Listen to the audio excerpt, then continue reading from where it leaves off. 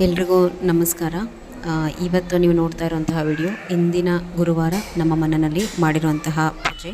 ಶ್ರಾವಣ ಮಾಸದಲ್ಲಿ ಮೊಸರು ಕೆಲವು ದಿನ ಬಳಕೆ ಇಲ್ಲದಿರೋ ಕಾರಣ ಪಂಚಾಮೃತ ಅಭಿಷೇಕ ಮಾಡೋ ಹಾಗಿಲ್ಲ.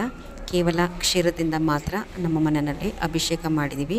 ಅಭಿಷೇಕ ಮಾಡೋದಕ್ಕಿಂತ ಮುಂಚೆ ಒಂದೆಲೆ ತುಳಸಿ ಇಟ್ಟು ಒಂದೆರಡು ಕಾಳು ಅಕ್ಷತೆ ಹಾಕಿ ಒಂದು ತುಪ್ಪದ ದೀಪ ಅಥವಾ 2 ತುಪ್ಪದ ದೀಪವನ್ನು ಅವ್ರ ಮುಂದೆ ಹಚ್ಚಿ ಅದಾದಮೇಲೆ ನೀವು ರಾಯರಿಗೆ ಅಭಿಷೇಕವನ್ನು ಮಾಡಿ.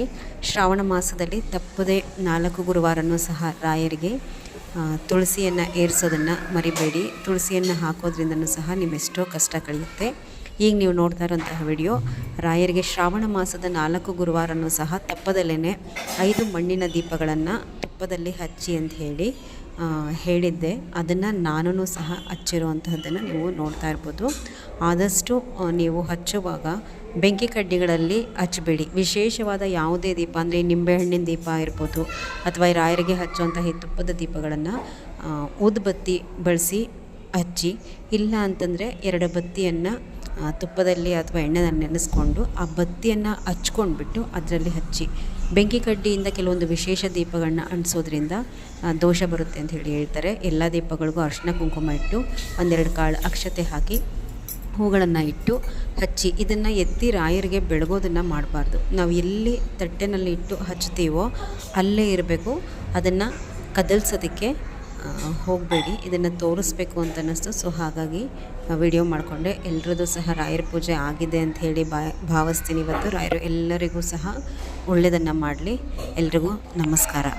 ಮತ್ತು ಆದಷ್ಟು ಈ ಶ್ರಾವಣ ಮಾಸದ ಗುರುವಾರಗಳಲ್ಲಿ ಒಂದು 10 ಸಾಲಾದರೂ ವಿಷ್ಣು ಸಹಸ್ರನಾಮ ಪಾರಾಯಣ ಮಾಡಿ. ರಾಯರ ಪೂರ್ಣಬೋಧ ಸ್ತೋತ್ರವನ್ನು ದಯಮಾಡಿ ಹೆಣ್ಣು ಮಕ್ಕಳು ಹೇಳ್ಕೊಬೇಡಿ. ನನಗೆ ಕಾಮೆಂಟಲ್ಲಿ ಕ್ವಶನ್ ಕೇಳಿದರೆ ಹಾಗಾಗಿ ವಿಡಿಯೋವನ್ನು ಮುಂದುವರಿಸಿದೆ. ನಾನು ಅದ್ರ ಬಗ್ಗೆ ಸಂಪೂರ್ಣವಾಗಿ ಒಂದು ವಿಡಿಯೋ ಹಾಕಿದ್ದೀನಿ. ನೀವು ಹೆಣ್ಮಕ್ಳು ಹೇಳ್ಕೊಳ್ಳೋದ್ರಿಂದ ಒಳ್ಳೆಯದಾಗೋದಕ್ಕಿಂತ ಹೆಚ್ಚಿನದಾಗಿ ದೋಷಗಳು ಅಂಟುತ್ತೆ ಅಂತಂದು. ಪೂರ್ಣಬೋಧ ಸ್ತೋತ್ರವನ್ನು ಗಂಡಸರು ಹೇಳ್ಕೋಬೇಕಾದ್ರೂ ಸಹ ಕಂಪ್ಲೀಟಾಗಿ ಅವರು ನಾನ್ ವೆಜ್ಜನ್ನು ತೆಗೆಸಿರಬೇಕು. ಹೆಣ್ಮಕ್ಳು ಹೇಳ್ಕೊಳ್ಳೋದಕ್ಕೆ ಬರೋದಿಲ್ಲ. ಕಲ್ಲು ಸಕ್ಕರೆ 4 ತಿಂಗಳು ಸಹ ನೈವೇದ್ಯಕ್ಕೆ ಬರುತ್ತೆ. ಅಲ್ಲಿ ಕ್ವಶನ್ನ ಕೇಳಿದರು, ಕೆಂಪು ಕಲ್ಲು ಸಕ್ಕರೆಯನ್ನು ನೈವೇದ್ಯಕ್ಕೆ ಚಾತುರ್ಮಾಸದಲ್ಲಿ ಇಡ್ಬೋದಾ ಅಂತಂದು. 4 ತಿಂಗಳು ಸಹ ನೀವು ರಾಯರಿಗೆ ಕೆಂಪು ಕಲ್ಲು ಸಕ್ಕರೆಯನ್ನು ಚಾತುರ್ಮಾಸದಲ್ಲಿ ನೈವೇದ್ಯವನ್ನು ತೋರಿಸ್ಬೋದು. ಬಾಳೆಹಣ್ಣನ್ನು ಆರಾಧನೆವರೆಗೂ ರಾಯರಿಗೆ ಇಡಬೇಡಿ ನೈವೇದ್ಯಕ್ಕೆ. ಮಾವಿನ ಹಣ್ಣನ್ನು ನೀವು ಅಥವಾ ಬೇರೆ ಹಣ್ಣುಗಳನ್ನ ರಾಯರಿಗೆ ನೈವೇದ್ಯ ತೋರಿಸ್ಬೋದು. ಯಾವುದು ಬೇಡ ನಮಗೆ, ಯಾವ ಸಮಯದಲ್ಲಿ ಯಾವುದು ವರ್ಜ್ಯ ಅವ್ರಿಗೆ ಚಾತುರ್ಮಾಸದಲ್ಲಿ ಗೊತ್ತಿಲ್ಲ ಅಂತಂದರೆ ಪ್ರತಿನಿತ್ಯವೂ ಸಹ ನೀವು ಕಲ್ಲು ಸಕ್ಕರೆಯನ್ನು ನೈವೇದ್ಯ ತೋರಿಸಿದ್ರೂ ರಾಯರಿಗೆ ಸಾಕಾಗುತ್ತೆ. ನಾಳೆ ಶ್ರಾವಣ ಮಾಸದ ಮೊದಲನೇ ಶುಕ್ರವಾರವೂ ಸಹ ಚೆನ್ನಾಗಿ ಬಂದಿದೆ. ಆದಷ್ಟು 8 ಗಂಟೆ ಒಳಗೆ ನಾನು ಆಷಾಢ ಮಾಸದಲ್ಲಿ ಯಾವ ರೀತಿ ಕಳಶ ಪ್ರತಿಷ್ಠಾಪನೆ ಮಾಡಬೇಕು ಅನ್ನೋಂಥ ಒಂದು ವಿಡಿಯೋ ಮಾಡಿದ್ದೀನಿ. ಅದೇ ರೀತಿ ಕಳಶ ಪ್ರತಿಷ್ಠಾಪನೆ ಮಾಡಿಕೊಂಡು ಆದಷ್ಟು 8 ಗಂಟೆ ಒಳಗಡೆ ಅಮ್ಮನವ್ರಿಗೆ ಏನಾದರೂ ನೈವೇದ್ಯ ತೋರಿಸಿ ಕಳಶ ಪ್ರತಿಷ್ಠಾಪನೆ ಮಾಡಿ. ಒಳ್ಳೆಯದಾಗುತ್ತೆ ಎಲ್ಲರಿಗೂ ನಮಸ್ಕಾರ. ಯಾರೆಲ್ಲ ಸಬ್ಸ್ಕ್ರೈಬ್ ಮಾಡ್ಕೊಂಡಿಲ್ಲ ದಯವಿಟ್ಟು ಸಬ್ಸ್ಕ್ರೈಬ್ ಮಾಡಿಕೊಂಡು ಸಪೋರ್ಟ್ ಮಾಡಿ.